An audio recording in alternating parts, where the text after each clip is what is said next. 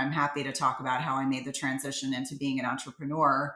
But I can tell you that for me, even though I was so initially convinced that I needed to head into medicine, it is absolutely positively something that's foundationally at my core, something I'm so grateful for.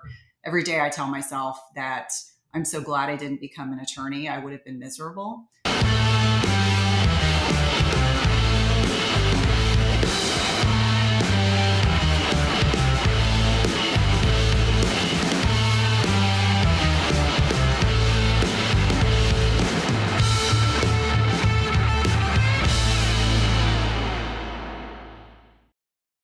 Welcome to the Investing RN podcast. We are joined today by Cynthia. I should have asked you before, Thurlow or Turlow?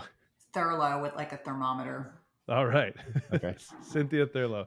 So did nursing, ER nursing in inner city Baltimore, got her NP. Now she's an entrepreneur doing a lot of cool stuff in the health realm, which is very interesting to me. We've got a lot of questions about that today.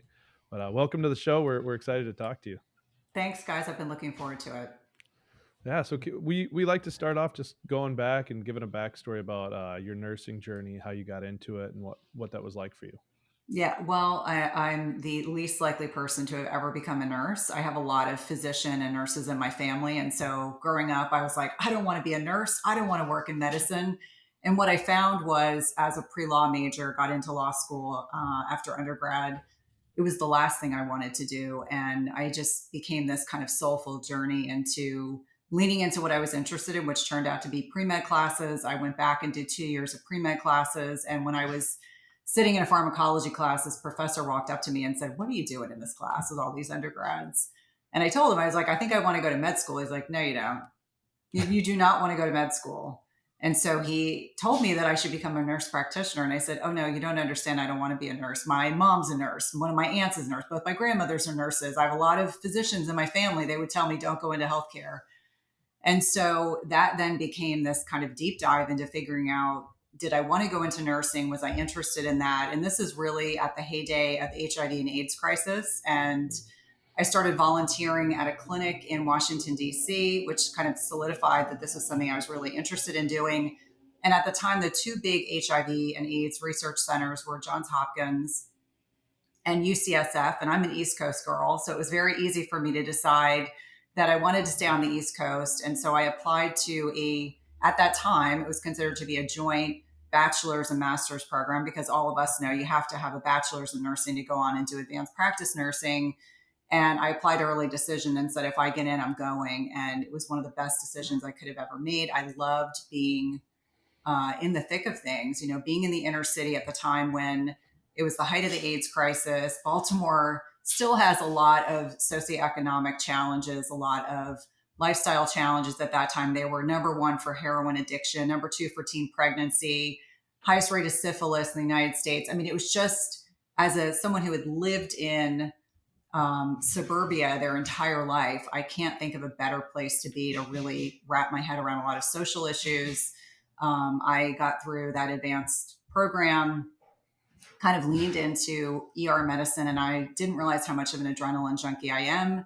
I love the excitement of the ER. I like the unpredictability. I loved sick patients. I loved the intellectual rigor. And so right when I was starting as a new nurse, I was just starting to take not clinical, but didactic graduate level classes. And that just reaffirmed for me that was exactly the place to be. What I found is that the HIV and AIDS population in Baltimore was very different than DC. I found it really, really profoundly depressing, because I was taking care of patients that were my age that were dying of HIV and AIDS. And I pivoted and decided I wanted to just do ER medicine. And then I worked at a hospital on staff where it was considered to be like the quintessential cardiology center for Baltimore. High number of casts, very well respected bypass surgery program. And so I then once I finished my program, kind of leaped into cardiology. And as I always say, once you're an adrenaline junkie, you're always an adrenaline junkie. And so just the academic and medical rigor of the sick population of patients I was taking care of, I did that for 16 years until I didn't. And I'm happy to talk about how I made the transition into being an entrepreneur. But I can tell you that for me, even though I was so initially convinced that I needed to head into medicine, it is absolutely positively something that's foundationally at my core, something I'm so grateful for. Every day I tell myself that I'm so glad I didn't become an attorney. I would have been miserable. And being of service to others is really what is at the core of who I am as an individual. And that's still, even as an entrepreneur, that's really at the basis for why I do what I do. This episode is sponsored by All Day Investments. If you would like to get your start in real estate investing, but don't want to deal with toilets or tenants, we have several new opportunities that might interest you. Head over to alldayinvestments.co/invest or follow the link in our show notes to book a call with our team. That the AIDS epidemic and everything that you went through, I mean, recently for our nurses, like right now, we just went through COVID, and that was pretty wild. And we saw these like just people leaving. Well, first of all, people making a ton of money, which I'm sure was different because they were taking advantage of this travel thing. Yeah. But then, as a result of that, a lot of people leaving nursing. Was there any of that going on during that time? I mean, certainly I left clinical, like traditional clinical medicine in 2016. And when the pandemic happened, I had every hospital I used to work where I worked for a private practice group, but that group reached out to me. The hospitals were like, can you come and just manage ICU patients? And I said, nope. Nope, I have no desire to go back. I'm only going forward.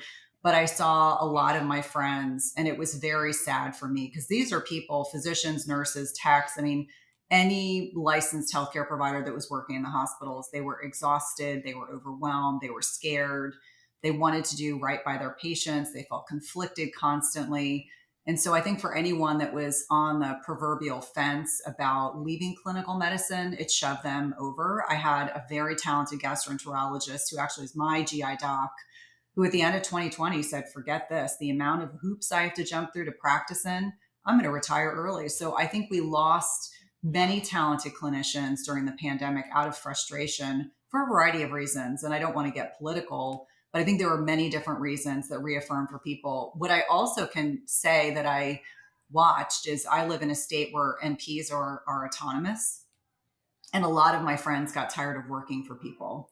So for those of us that can hang a shingle and work autonomously, I had many, many friends who left the practices they work for to go out on their own because they were really frustrated with being told what to do. And I think that it allowed many individuals to really spend time thinking about what makes them happy, not just occupationally, but just personally and professionally. And so I think the pandemic was a big wake up call for many of us. And I love when I see fellow nurses standing up for what works for them or what doesn't work for them. And again, I'm not making this political. I'm just saying observationally, I've been able to kind of witness what's transpired. But I jokingly say that I hope to never live through another pandemic like that because the net impact, and I have children, the net impact on watching my nieces and nephews and my children, what they experience for that whole year of their lives kind of coming to a crashing halt. But yeah, I definitely have seen colleagues who've left clinical medicine. I've seen colleagues who've gone to really embrace their own clinical practices to have more control over their scheduling and when they work, when they choose not to work.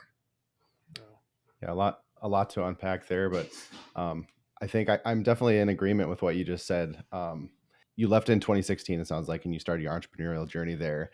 But for those who hadn't quite replaced their previous income or whatever, seeing all this COVID money, whatever you want to call it, thrown at them, I'm sure even if they wanted to say no, they saw all this money and they're like, okay, yeah, I guess I'll do that, even though Yeah. they really didn't want to. Yeah. But that's kind of the theme of what we're trying to do is like, maybe it's to make enough money outside of the hospital to where you can work when you want to. Because I mean, a lot of us get into nursing through different various reasons, but essentially it's to help people and to like, we typically have like a nurturing type of personality.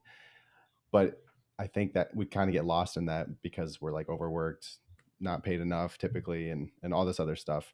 But then I wanted to also touch on the second point that you made there. So I'm a CRNA. There's a lot of contention based on independent practice in certain states. I live in Wisconsin where I am able to practice independently, but I do have plenty of friends who are not able to. And it's a very frustrating point because you're constantly told what to do. You know what to do and you're really good at what you do, but you can only do what somebody else tells you to do in certain states. And I would like to see that change here in the next few years, Well, because at some point it's going to get bad enough to where people are just going to leave. yeah. Well, and it's interesting to me because on Twitter or X, that's where I will sometimes see a lot of physicians get their feathers get very ruffled. They don't like to think about nurses or advanced practice nurses having the ability to make decisions solely on their own license. And so I think that there's a difference between, like, I've been a nurse practitioner for over 20 years. It's very different when you're 1 year out of training versus 15 years in, 10 years in, and knowing that most of what you see, you're able to recognize patterns, you know what to do, you want to be safe. And so I think that especially as we're seeing more and more people, especially physicians that are coming out of training that are going to specialties because they have such high loan rates. I mean, $500,000 worth of loans. I mean, that is nothing you will ever creep yourself out of. I mean, that is a noose around your neck. And so I think that we have to come collectively together as clinicians and really understand and appreciate that we're all working on a common goal. Ultimately, we want to do what's best for our patients. And I'm sure Josh and myself included, I know when I don't know. And I think part of being a lifelong learner is acknowledging that we're never going to know everything, but we have to know our resources. We need to know, if we get into a situation where we don't know the next step, we know what we need to do to be safe and take care of our patients. And so my hope is that over time, this will be a less contentious issue, but certainly one that can ruffle a lot of feathers. Oh, definitely. Yeah. And so most of the times when this conversation comes up, I talk about new attending, whatever you want to call them, attending physicians that come out of school. They have a big network of mentors that they can reach out to all the time. But for some reason, if we do that, they're like, oh, you don't know it. You're supposed to know Right. this. You don't know. Right. But if you look at the other side of it, they have their huge network of mentors and they're constantly picking their brains Yeah. and learning more throughout their journey as well. Yeah. I mean, I was very fortunate because I worked for a very large, prestigious cardiology group in Washington, D.C., in Northern Virginia. And I had a group of physicians that were probably about my age when I started working for that group. And their feeling was, and at that time I was not autonomous, that was not an option in the state of Virginia. But they always said to me, we learn in residency, you all learn on the job. So they knew that the more they invested in our knowledge and being accessible and helping to fill in the conceptual gaps. And let me be clear, the first 5 years, I was convinced I had irritable bowel syndrome because I took my job so seriously. And I had no problems reaching out and acknowledging, like, this is what I'm seeing. This is what I think is going on. What do you think?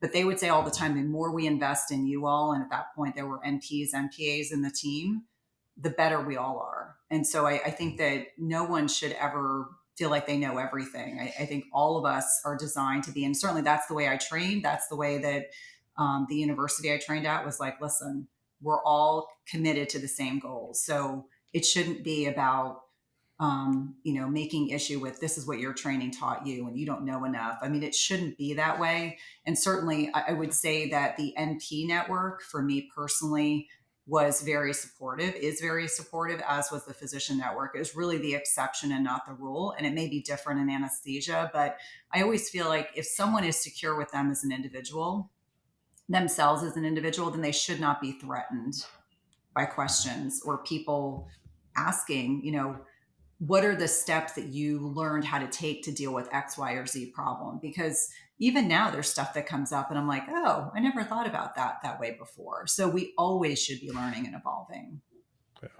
So you mentioned like you feel like that's the exception and not the rule, because in a lot of cases it's not. And what do you think, like, I don't know, like a way to like improve that? Because I think even within nursing, you see, like I've seen it with other nurses where, they're kind of like scared to approach the doctor to question them, or just, just afraid of either looking dumb or upsetting their, the doctors or their higher ups and stuff like that. Like, what was it about that environment that you think led to a more like nurturing environment essentially? I think as a nurse, I'll be honest with you, I worked in an environment where there were no new grads in the ER. So I Hmm. was the first new grad they had taken in a long time. And you better believe they raked me over the coals. There was absolutely a period of time where they would throw the sickest, most unstable patients at me, and they would watch me flounder sometimes. I mean, in a safe way, like they weren't compromising patient care. Let me be very clear. But here you have Yeah, this yeah. seizing patient that needs to get a CAT scan. Cynthia's going to go with them. And I was like, what? No, I don't want to do that. But they would do that because they were trying to instill some degree of confidence in a very safe way. So I worked nights, and that group of nurses were so tight and cohesive because you had to depend on one another. You could not be a loose missing link. So I think that I had the experience of baptism by fire, but in a very safe way, that the nurses would let me, like, it's almost like when you have children and you're raising them, you have to let them like have a little experience, a little bit of pain in which to grow. Yeah. But I also think that as a younger nurse, there was definitely this nurses eat their young mentality everywhere I worked. It was either because you're pretty, you're young, they didn't like you. It could be a myriad of reasons, and this could apply to men as well. But they would just not like you. I had nurses who didn't like me because how dare I decide to become a nurse practitioner? I haven't worked long enough. I heard that a lot. Mhm. And so my nurse manager, I will never forget this. I would go to her, I'd work nights, I was exhausted in the morning, and I would go to her for mentorship. And I would say, this is what this nurse said to me last night. How would you address this? And she said, stand up for yourself.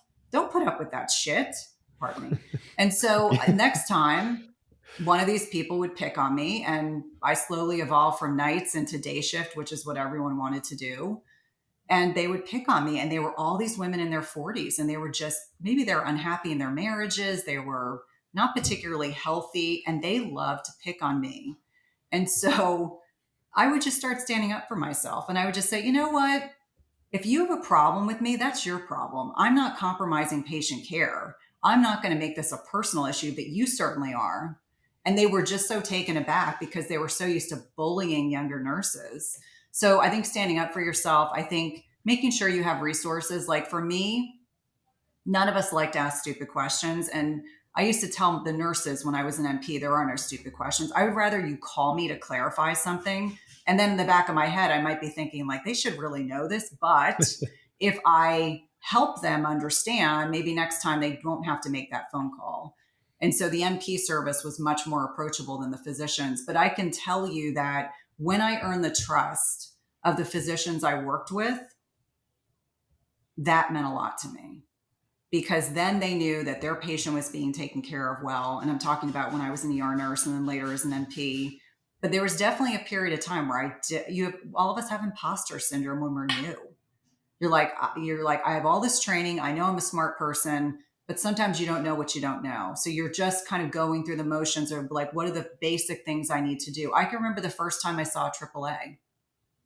I used to think in my mind when I was a new nurse, I was afraid of a cardiac arrest. Little did I know all the other things that can happen, the crazy things that you see. First time I saw AAA, that blew my mind, because that patient, even though we stabilized them to get them to surgery, didn't live. And it wasn't, Yeah. it was just because they had not sought medical care. And by the time they got to us, their aneurysm was rupturing, and we got them to surgery. But I recall being so humbled that there was so much to learn. So I think for anyone that's listening, if you're new in a role, don't be afraid to ask questions, because that ultimately can save someone's life. Like, don't walk around and think you don't have to ask. Like I get that in the pit of my stomach. I'm like, there's something that's not right. That intuition that we over time learn to embrace, that gets us ahead of the curve if something's happening, something's starting to devolve. I always tell people, I'm like, listen, don't be afraid to ask questions. Don't be afraid to clarify things if it doesn't make sense to you. This is something that is a point of contention for me, because ultimately you may get an order from a physician if you're a nurse. It may not make sense to you. Then you better clarify. Don't just blindly follow orders. Same thing as nurse practitioners. I mean, I used to say all the time, like, there were times I would disagree openly with a cardiologist I was working with. And then I would sometimes, if I voiced my concern, I don't think this is the right next step, which thankfully didn't happen often. I would sometimes call the attending and I would be like, this is what I'm seeing. This is what I think is going on. I'd love for you to come upstairs.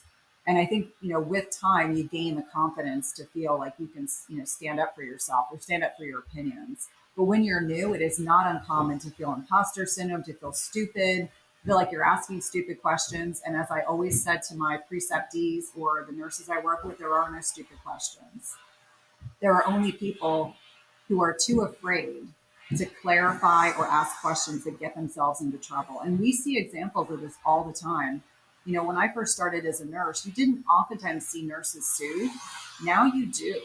Now you will see more nurses getting sued, and it's because they are expected to ask questions, to clarify, to not blindly follow orders if there's something that doesn't feel intrinsically right to them. And I think over time, you will build that confidence. I think the feeling is that you have to do something for 10,000 hours before you feel proficient, and that feels about right. But over time, you have the ability to kind of expand your scope of practice and understand things at an intellectual level that perhaps you didn't previously. Yeah, I know, especially as a new nurse, Oh, disagreeing with a physician, that can was get you into terrifying. trouble. Well, it's interesting. I did well with the ER docs. We would sometimes have surgeons that would come in, and the surgeons are brusque and they're abrupt and they're used to barking out orders. Oh my And god. I looked at this guy one night, and I will never forget this. He was a really, really brusque, typical surgeon mentality. That's been my experience. And I said, "Time out." I was like, "Would you want someone to talk to your daughter that way?" And he was so taken aback that I said, "I'm completely serious." I mean, the patient was stable, but I just looked at him. I said, "How would you feel if someone spoke to your daughter that way?" I said, "You're going to get a whole lot farther with me if you're polite. I'm not asking you to kiss my ass, but I am asking you to be polite." And the Yeah. patient was just stunned and actually clapped. And that physician slunked off and never bothered me again. So there's a way to politely address behavior when a patient is stable. I mean, if they're unstable, you just do what you have to do. But, for me, even in my 20s, I didn't put up with unacceptable behavior. And if you know, I think you have to grow a thick skin, especially if you're in anesthesia, if you're in the ER, if you're in cardiology, you can't take things personally. But when someone's an outlier and they're just downright rude, I'm like, yeah, no, that's not going to work for me. Yeah, it's that thick skin is definitely important, but I mean, and it kind of translates into everything, especially like because you're dealing with patients, you got to kind of have the same thing as well. Oh, So totally. And it's like you're seeing someone at their worst day. Like they could be yeah, feeling like complete garbage. They don't want to be polite because they don't feel good. And I had this situation turn 5 years ago. I was a patient for 13 days in the hospital. And I can tell you, when you don't feel good, it's like you want as little interaction as possible with the people that are caring for you. So it's like now that I've been on the other side, but you can still be polite. But some people, you're seeing them on their worst day possible. And it just, when they're frightened, when people are frightened or scared, just thinking about physiologically what's happening. I mean, their amygdala is going to override their prefrontal cortex. They're not going to be using executive functioning. They're operating from a very visceral place. so that same thick skin as you got into your entrepreneurial journey, that word always gets me, but as you got into business, Mhm. how did that help you out, and what did that look like? What was your introduction into business? Well, if you ask my husband, so I'm married to a very fiscally conservative engineer. He doesn't work as an engineer, but he's in the business world. In 2016, I was just fed up. I was tired of writing prescriptions. I had a practice that gave me the most obscene schedule. When I tell you obscene, as in I work 2 days a week for 6 hours. I mean, I'm not kidding. They kept adjusting my schedule so that I could work around my husband's travel schedule. And it just got to a point where I wasn't growing anymore. And so I woke up, February of 2016, I was like, I'm done. And my husband looked at me and said, "What do you mean? You don't have a business plan? What do you mean you're going to become an entrepreneur?" And I was like, "I know I'm going to be successful." And that was, whether that was insanity or brilliance, I'm not sure. I mean, I would say brilliance because of where I am now in my business. But it was just a point where I could not write another prescription. I just felt like lifestyle was what I needed to be talking about. We didn't have time to do that in a traditional clinic or hospital environment. And so I took this massive leap of faith. And the first year and a half, business just kept coming to me. I created programs. I was working one-on-one with women. Um, and so I think that fundamentally, I'm fairly stubborn. I'm also actually a really good business person, and so when things appealed to me, I leaned into them. And it's made all the difference in my journey because it wasn't just group programs or one-on-ones. I did 2 TED Talks, one of which changed the trajectory of my business. I mean, just accelerated, exploded it. And I did a lot of public speaking, even as an NP before I left clinical medicine. So I think leaning into the things you're good at intrinsically, like I'm a good public speaker, I'm very confident on stage because it's always coming from the place of education. So it's never been about ego. And I think for a lot of entrepreneurs, they come from a place of ego and you don't make good decisions when you're coming from a place of ego. So I always look at it, I want to be of service to others, I want to make a larger impact. And so anytime, as you all know, being an entrepreneur, you have like a great day, then you have like a couple of crappy days, then you have like 2 good days. I mean, and it's up, down all the time. I think because of the fact that I've typically not done what my peers have done. So, going from undergrad, thinking I was going to law school, then going back and getting another undergraduate degree and a graduate degree and going in a totally different direction. And then again, doing the same thing. I always say the path less traveled. So I always say through great risk comes great reward. And so that's how I fervently live my life. I don't do what is expected of me. I very much forge my own path. And I really do think when I look at peers and colleagues that I am forging a path that other people are going to be able to emulate. And that to me, because there are people that reach out to us almost every day, makes me very proud for nurses to understand like we are capable of doing incredible things, especially with our training. We're like the most trusted profession by far. And so I think that we can translate those skills and those skill sets so easily and readily, much more so than a lot of other occupations can. Yeah. So we're all seeing you at if I can do my math correctly, year 8, if you left in 2016. Mm-hmm. What did the first few years look like? Because as somebody who's listening who maybe hasn't started a business or don't know what it's like on an entrepreneurial journey, leaving the bedside or wherever you're at, it's typically it's very slow going and it's very difficult the first year or two. But then at some point you catch, I always use the term like the road runner where your legs are spinning super fast and then finally you just catch and take off. Yep. So what did that look like for you, your first few years, and how did it get to where you are now? Yeah. Well, the first year I acknowledged I knew nothing about business. So one of the best decisions that I made very early on was hiring a business coach. That business coach now has a multi 9-figure business. I mean, it's insane. I mean, I met her when her business was just taking off and her business has exploded. I'm very coachable. So I've always hired business coaches for the last 8 years. So I think a lot of nurses are like and I'm going to use the term nurses, I'm going to say nurses and advanced practice nurses are hesitant to invest in themselves. One of the most important things you can do is personal development. And that's not just listening to one podcast once. That's personal development in terms of business coaching, mindset work, reading books, listening to the right podcasts, going to conferences, going to events where you're going to learn more.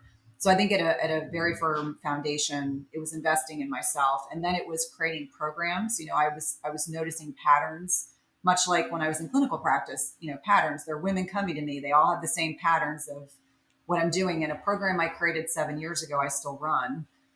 So it was programs, and then women coming to me that maybe they were working with a physician or a nurse midwife or an NP, but they wanted more. And so I was always working in conjunction with my peers.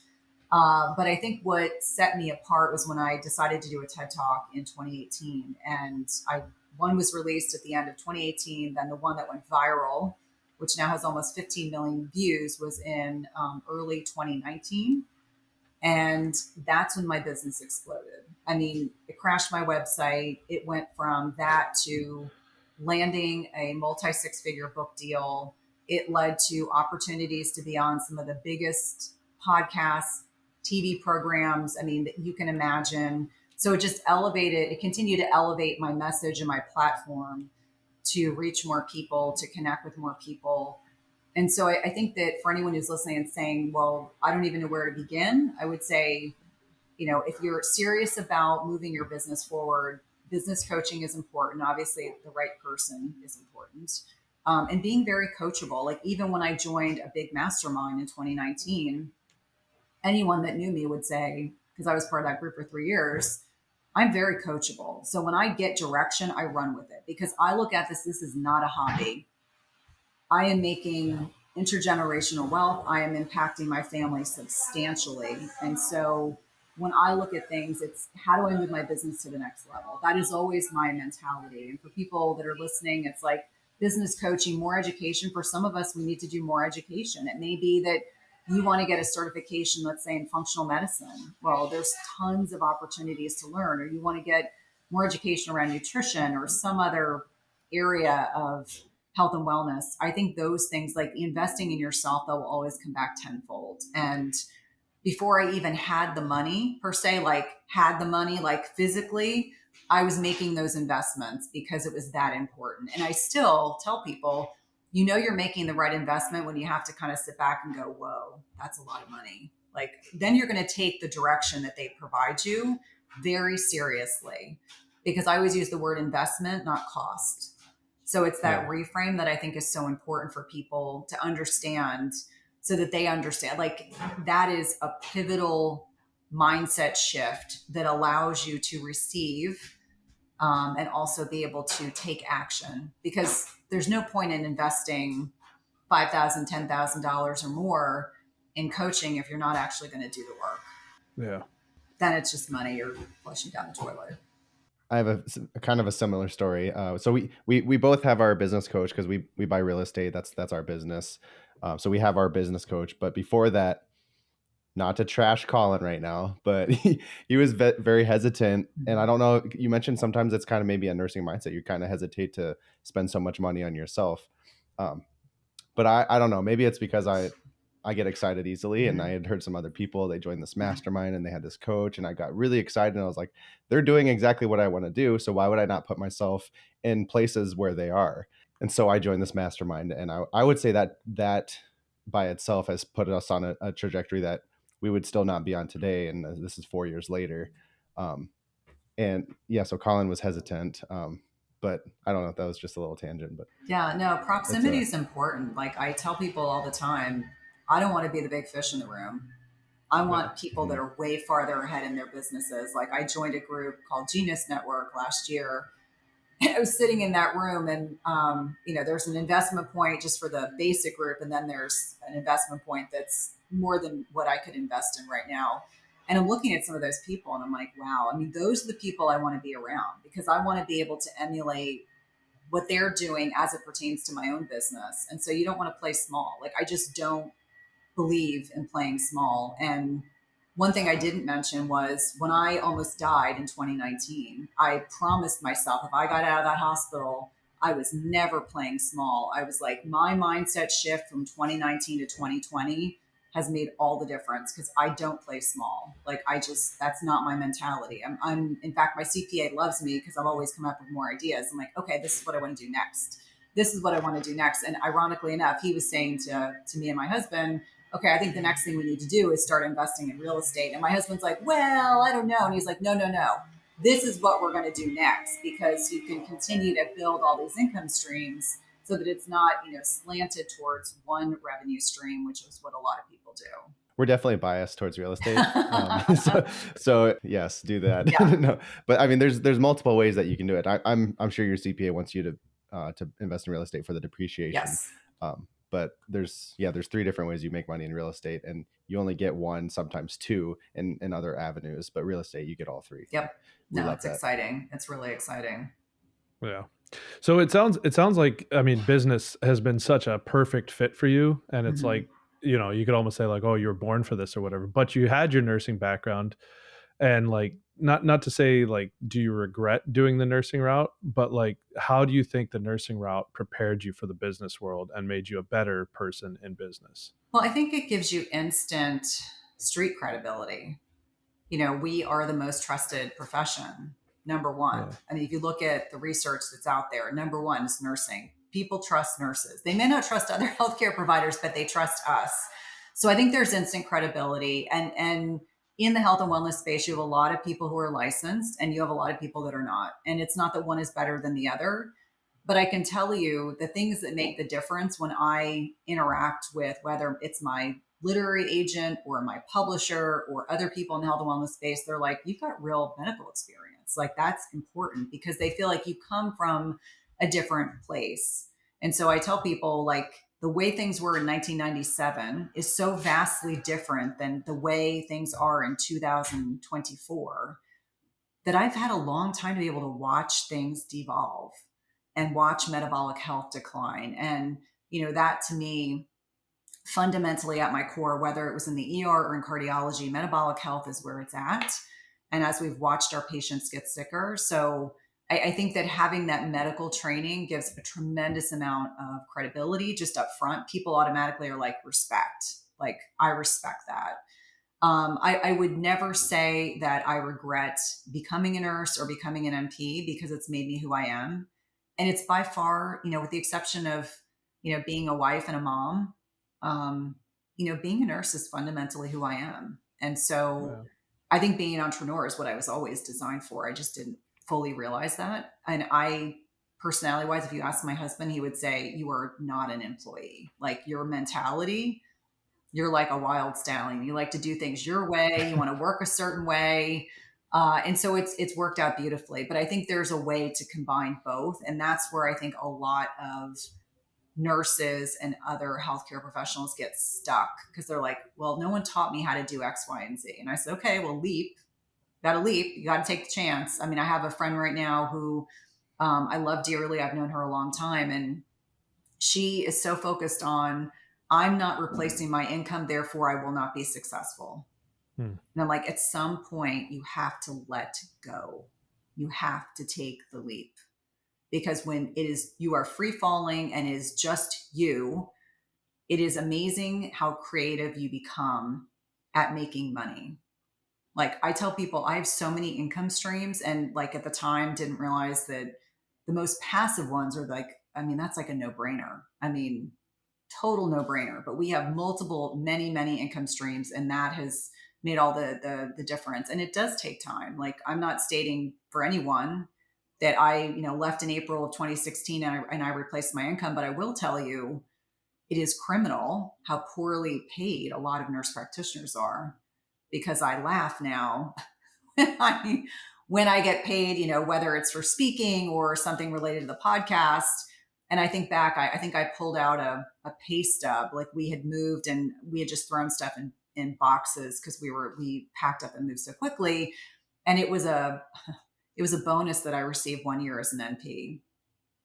And it was so offensive because I thought to myself, the amount of responsibility and accountability, and this is how little this practice thought of us as nurse practitioners, that they gave us, knowing that the docs were making $500,000, $600,000, $700,000, $800,000 a year. And the nurse practitioners are lucky if they were making $100,000 a year. And so now I kind of turn it around and say to people, like, our skills are worth a hell of a lot more.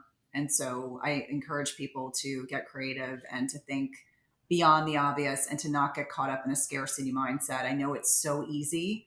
And even I have days like that. Like, you'll have a bad day. Like, we all have as entrepreneurs, and you're like, oh God, this is never going to happen again. Or, lightning doesn't strike. But I always say, when there's challenges or difficulty in the business, always within a week or two, something incredible is going to step into my path. And I'm like, oh, well, this is the push-pull of being an entrepreneur.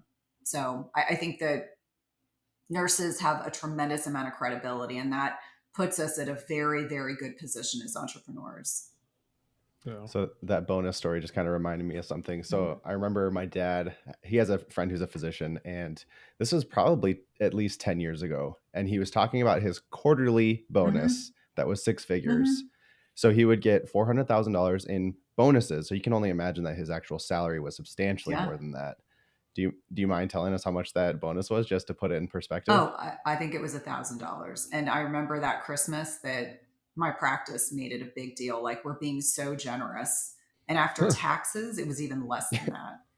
And, for me, being in a position now, especially with the podcast, which is monetized, when I get a podcast advertiser that wants to pay for 6 months up front, and we have multiple ones that do that. And I just think back, like, oh my God, I never in a million years would have imagined that I would get paid that amount of money. And we're very conservative with our money, but it's also one of those things where I'm like, what I used to put up with. I mean, I could tell you guys stories. When I went PRN, I went from part-time to PRN. and they tried to justify that I should get paid less money as a PRN. I said, but I have I don't have any vacation time. I don't have any, benefits. And they tried to, explain to me the justification. And I remember saying like, yeah, that doesn't make any sense to me. So I kind of got labeled as a problem person because I didn't always go along with the status quo. Yeah, because you ask questions. Correct. You just ask one Respectfully, question and then you're very respectfully. I mean, I tell people all the time, I mean, I'm a very respectful person, but that doesn't mean that I'm a doormat. yeah. I think the other thing people have a hard time with is like, you and Josh both did the advanced practice nursing. So it's like you've put all this time and invested all this money into that. Mhm. But now you're making, and not that it's just about money, but it's Right. about a lot more than that. But just strictly looking at money, you're making significantly more Oh, totally. doing something you're clearly passionate about on your terms. And it's like, but there is that fear of like, oh, the unknown, taking that leap, but also just like letting go of all this hard work you've put into this career. And I think like, I know Josh has dealt with that. Like I was pretty ready to get right out of nursing. I've been out for a couple years and I was just like, yeah, bye.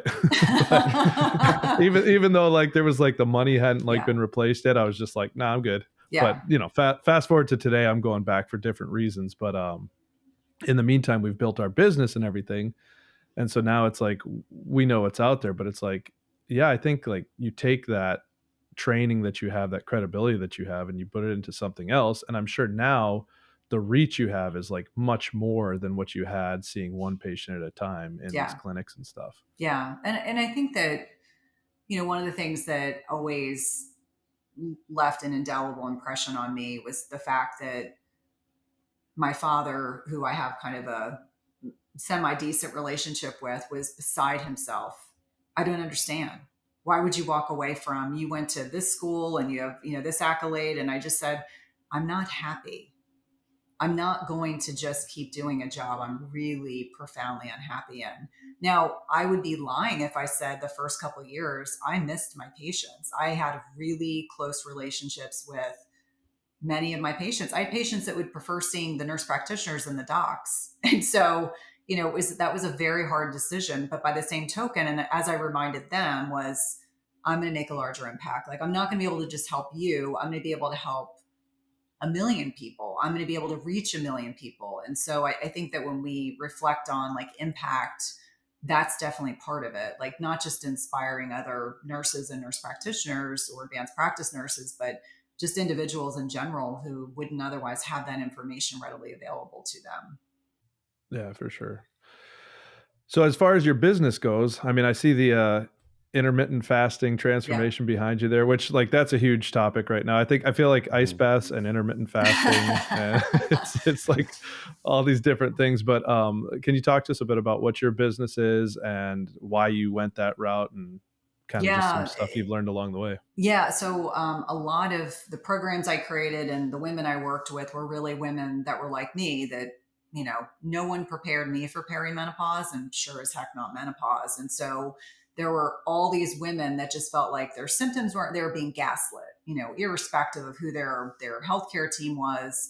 And so initially it just really kind of started as a solution to those problems that they were having. And intermittent fasting was something that I've done for almost 10 years. And when I did my first TED Talk was on perimenopause, the uber sexy topic of perimenopause. And when I was getting my first talk ready, they offered me a second at a different location, and you can't do a talk on the same two things. So I said to my husband, what do I know a lot about? Intermittent fasting. It turned out that in 2019, that was the most Googled nutritional related topic. So that talk went viral. Like that was the talk I gave 27 days after getting out of the hospital. So my brain had not caught up with my body, how sick I had been.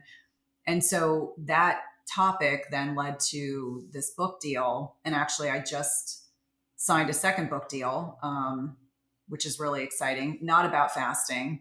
But my business kind of evolved into group programs, one-on-one podcasting, which was one of those. I was like an early adopter initially. I co-hosted it.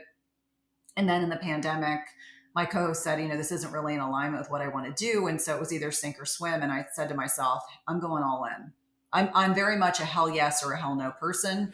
I was like, hell yes. And I reached out to really big names in the health and wellness space, and they came on the podcast, and that podcast is like the little engine that could. It just kind of, now it's a top iTunes podcast. And so, podcasting and then public speaking and, the book. And there's just been so many wonderful opportunities that have come out of just putting feet in front of one another and, you know, taking advantage of opportunities. When I say taking advantage, not in a negative way, but in a very positive way. Like if something avails itself, it's like, yes, I will get on a plane and fly out to LA, or yes, I will get on a plane and go to New York, or, opportunities to collaborate with people. I think for anyone listening, it's all about maximizing your opportunities, because that's where the magic happens. You just never know. Someone you meet could turn out to be the next person that's going to introduce you to someone that's going to drive your business forward.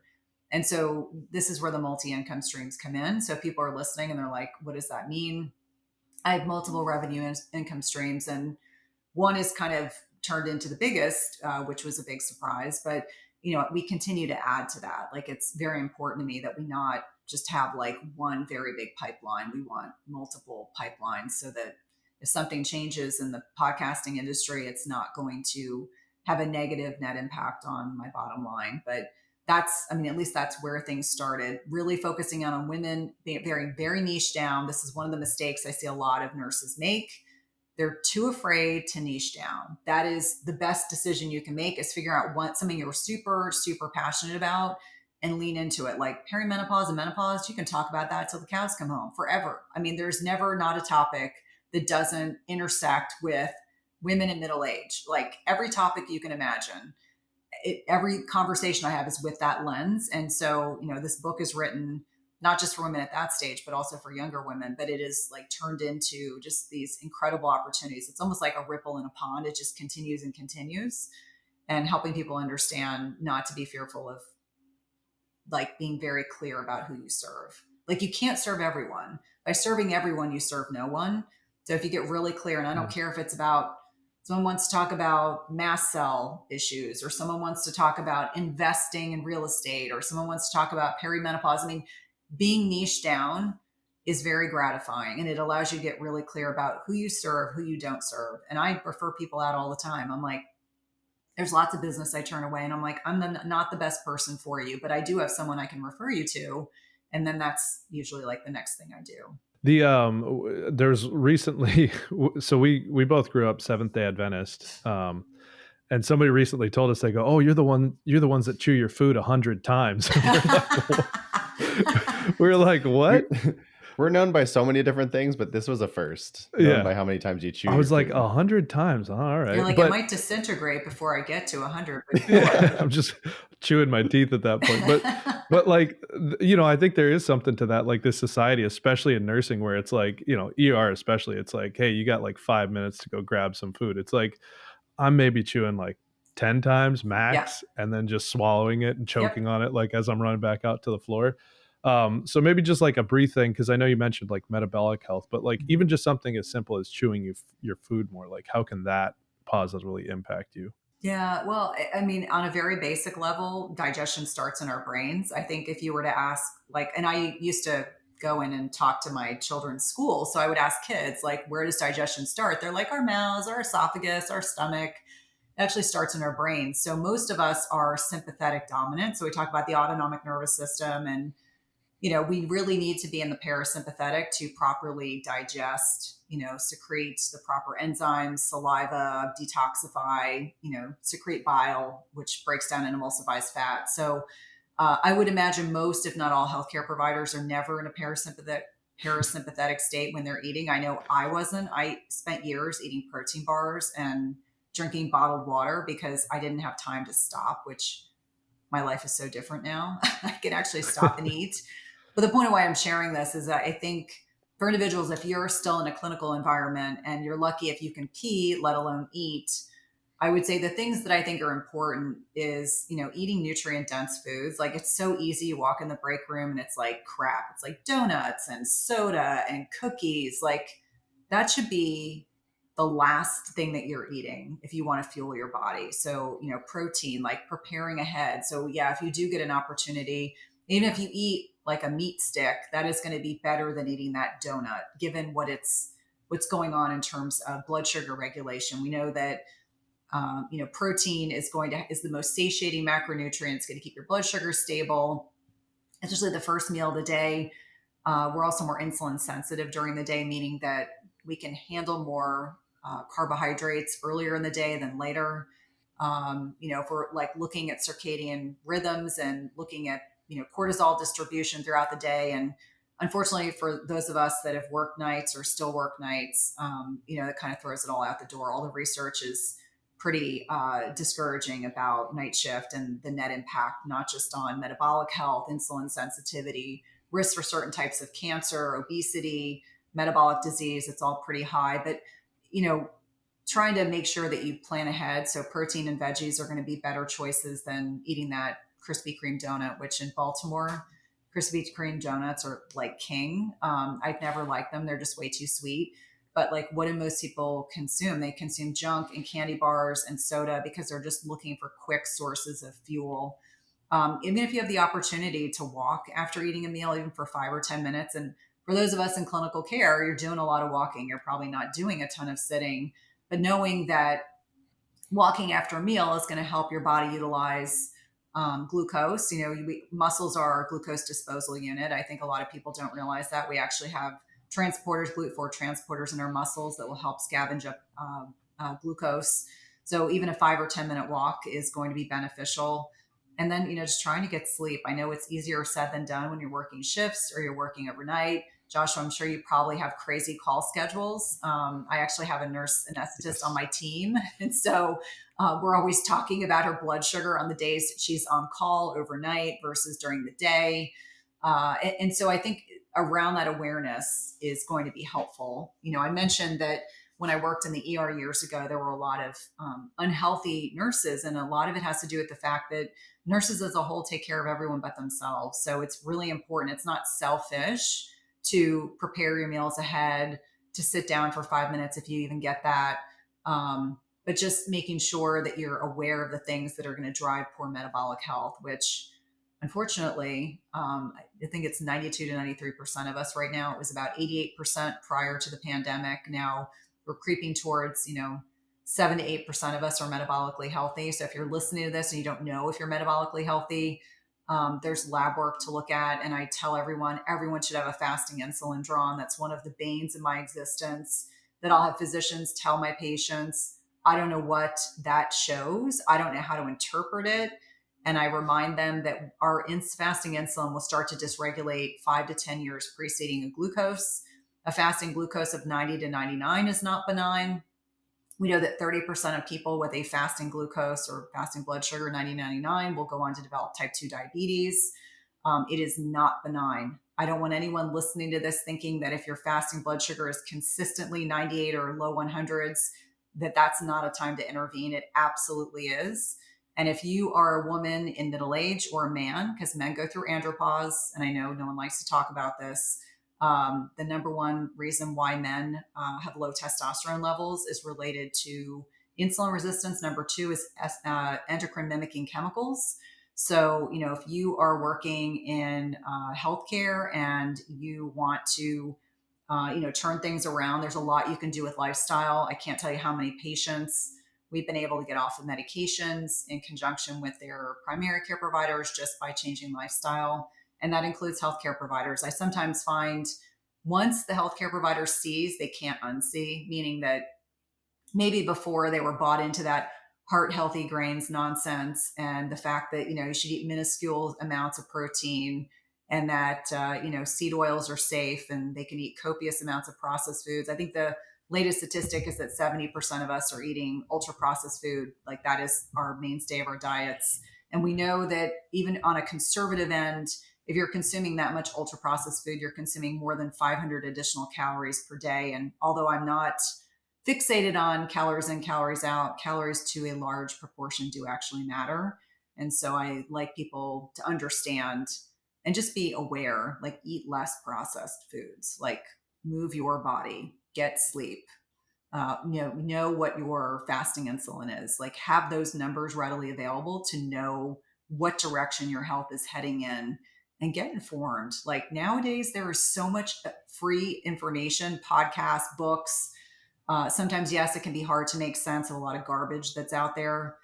Just like there was a study that came, it's not even a study, it's a paper that came out from an epidemiological conference from the AHA, trying to tell people that intermittent fasting is going to cause you to have higher morbidity and mortality, which is a bunch of garbage. It's not even research that's been done. But the point that I'm sharing is that there's so much clickbait in social media. It's so easy to get derailed. Like people are just confused because there's so much information, and there's some of it is not reliable. So being able to discern, and as healthcare providers, we should know how to read like very basic research. I'm not saying that you're going to get your PhD, but like really you should be able to discern like basic research tenements about, is this statistically significant? Is, the N of 60 is not as helpful as having an N of a couple thousand people in a study. And so, those kinds of basic things can allow you to pick apart a lot of the research that the media likes to put out there for clickbait.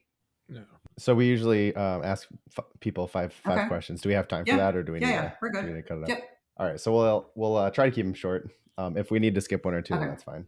But the first one that we usually talk to people or ask people is, what's a top financial resource you found, and where do you go to educate yourself? And this is more of a financial business entrepreneur question. So where do you go to educate yourself on those topics? Well, I think there's a couple things. I would say that two big investments that I've made in my business. I have a CPA who just works for entrepreneurs. And so we have quarterly check-ins. We just had one last week. So I would say number one, he's usually one of my biggest resources in having a really talented financial advisor. So for me, it's those two individuals that kind of have me always thinking from things from different degrees. I think that there's certainly podcasts that you can listen to that, remember I said these free resources, books that you can lean into. Obviously, I have a financial coach. And so I look at that as, what are my goals? What are we working towards? Holding myself accountable. And you don't necessarily have to have a coach for that. But I do think having things in place in your business so that people are getting different eyes on your information and are able to discern like what are the things you need to be doing. But there's so many resources out there that are free, and like podcasting is one of the best examples. And depending on you as an individual, there are probably different people that you prefer listening to or not. But I would say I tend to be pretty fiscally conservative in the sense that we do all the right things. And then I have a couple fun things that I'll invest in that my husband kind of turns his head and pretends not to look at. To the moon. Yeah, exactly. And generally I'm right. Like I've been really good with real estate decisions. And so my husband will be the first person to say like, she's always right about real estate. So we've made some really good decisions there. Just in terms of like personal homes you're buying or like investment properties? Yes. Like to give you both a sense, we bought a house in 2021. We started building before the boom in 2020. We walked into a house that had $500,000 worth of equity before we bought it. I guess he could be okay with that. Yeah. So he just says, I'm okay with that. Sounds like a good decision. Yeah. So yeah. Yeah. So the second question is, what advice would you give yourself as a new grad or younger self? Oh gosh, give yourself grace. I think I was so hard on myself. I felt like I didn't know enough. I would say, make sure you're doing do the CME, do the additional learning. If you don't understand something, ask questions. Don't be embarrassed. Find a mentor. I think this is really important. Like I had a mentor. He was actually my preceptor. We're still very good friends. He's my preceptor in the ER. And I went to him with all the questions that I was like, okay, I'm working with Mark, so I can go to him because I have a really dumb question. And he was like, there are no dumb questions.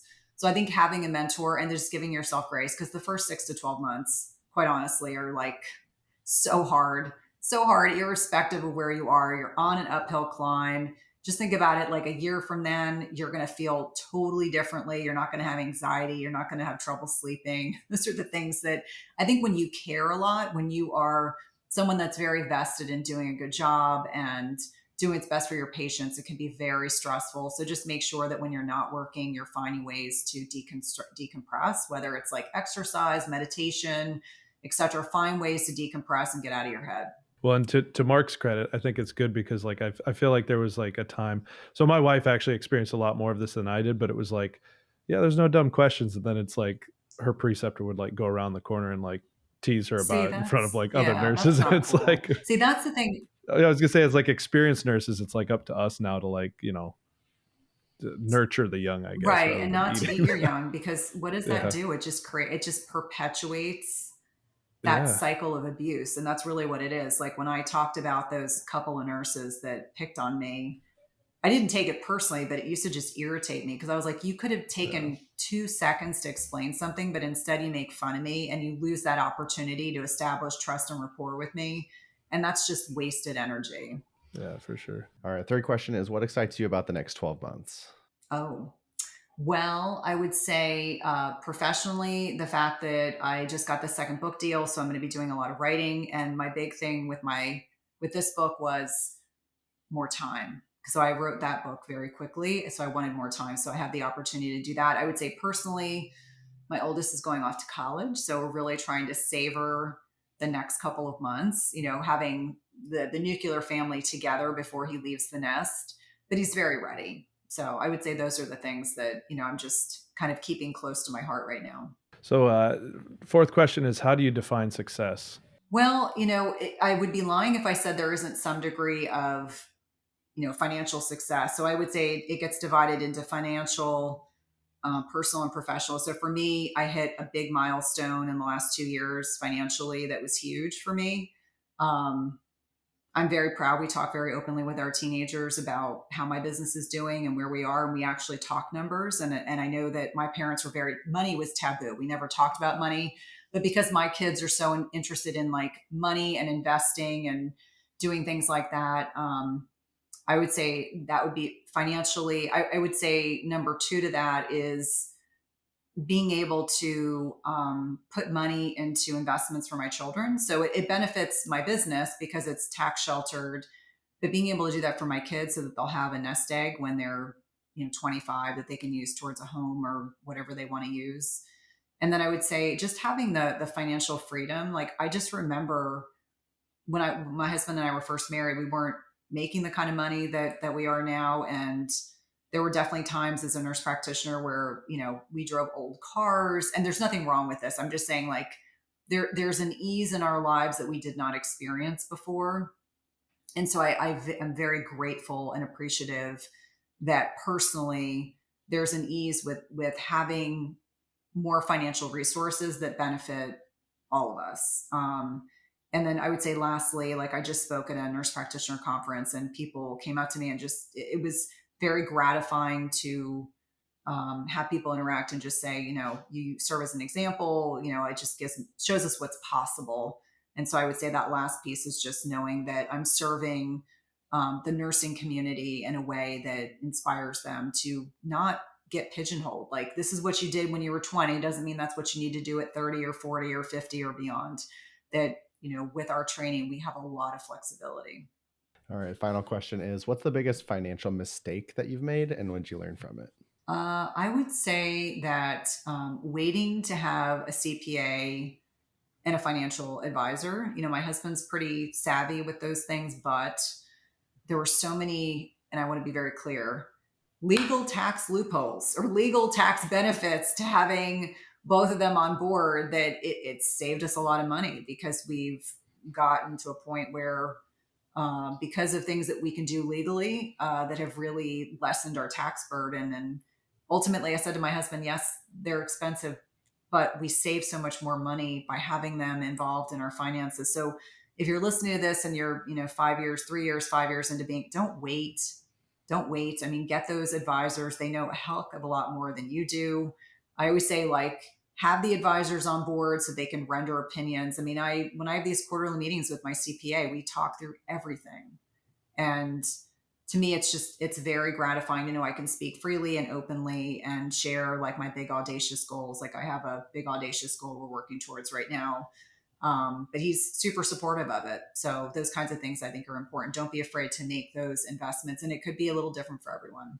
Well, we're excited to see how this big audacious goal plays out. And where can people find you? And my other question would be is if I order that book, is it going to be as big as it is behind you right there? Or is it? No, they did that because while I was doing the launch, it was so people could see it behind me as opposed to like a little regular size book.